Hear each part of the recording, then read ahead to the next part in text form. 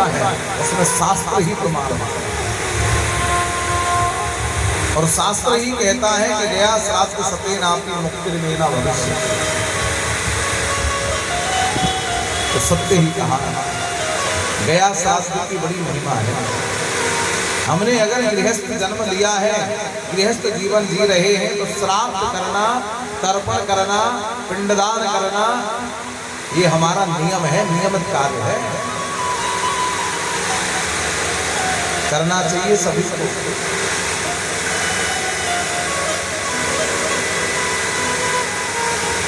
और गया श्राद्ध की इतनी महिमा है, भगवान श्री राम ने विचार किया, मैं अपने पिताजी का तर्पण न कर सका। नियम तो ये है कि ज्येष्ठ पुत्र को ही मुखाग्नि देनी चाहिए,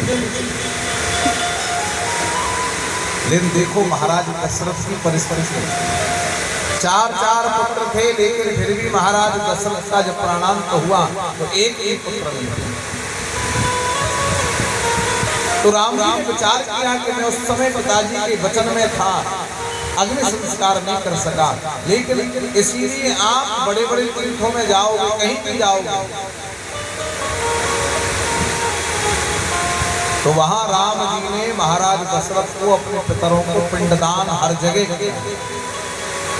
इसीलिए किया है मैं ज्येष्ठ पुत्र होने का उत्तरदायित्व निभा रहा हूं। राम जी गया में आए, माता जान के साथ में थे, और श्राद्ध किसे कहते हैं मेरी माताओं मेरे बंधुओं, जिसमें श्रद्धा हो वही श्राद्ध है।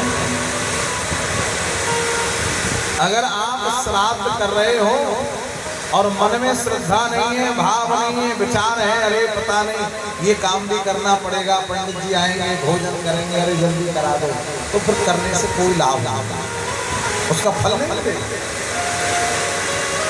श्राद्ध का नियम है, आपके घर में कितने भी नौकर काम करते हो, लेकिन जिस दिन घर में श्राद्ध हो उस दिन रसोई माताएं आपको स्वयं ही बना दीजिए, क्योंकि वो रसोई किसी साधारण व्यक्ति के लिए नहीं, वो आप अपने पितरों के लिए बना रहे हैं।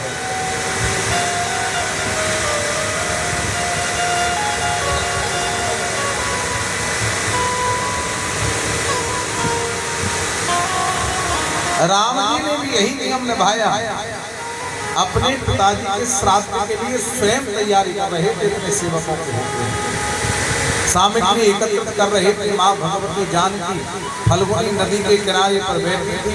अब माताओं का स्वभाव होता है बैठे बैठे क्या करें, मिट्टी थी फल्गुनी नदी की, लेकर के गोल गोल गोल गोल पिंड बना खेल रही थी, बालू से खेल रही थी, क्या करें, समय तो व्यतीत करना है। और जैसे पिंड बनाए महाराज दशरथ का हाथ प्रकट हुआ और शब्द आया, पुत्री मुझे पिंड प्राप्त करा। माँ भगवती को जानकी को सहज भाव से भयभीत हो गई, पिताजी ये मेरा अधिकार नहीं है, ये आपके पुत्र का अधिकार है, मैं कैसे प्राप्त करा सकती हूँ। बोले नहीं पुत्री, मुहूर्त निकल रहा है, इस मुहूर्त में मुझे ये पिंड प्राप्त हो जाएगा तो मैं स्वर्ग प्राप्त करना।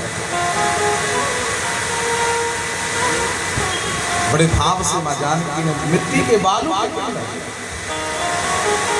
दशरथ जी के हाथ पर विराजमान किए। दशरथ जी का हाथ अदृश्य हो गया। राम जी ने विधि से सामग्री एकत्रित की, बड़े बड़े आचार्यों को बुलाया, वेद के मंत्र के द्वारा, वेद की विधि के द्वारा, श्राद्ध की विधि के द्वारा पूरा कार्य किया। लेकिन महाराज दशरथ का हाथ प्रकट नहीं हुआ, वहां का नियम है। राम जी बड़े चिंतित हुए कि गुरुदेव क्या हुआ, मेरे श्रद्धा में कमी रह गई, या आपके मंत्रों में कमी रह गई, या सामग्री में कमी रह गई। तीन चीजें होती हैं। अनुष्ठान सफल न होने के भी तीन ही कारण है, और अनुष्ठान की सफलता इन तीनों कारणों पर है। आचार्य का मंत्रोच्चारण शुद्ध होना चाहिए, यजमान के मन में श्रद्धा और भावना होनी चाहिए, और सामग्री की पूर्णता होनी चाहिए।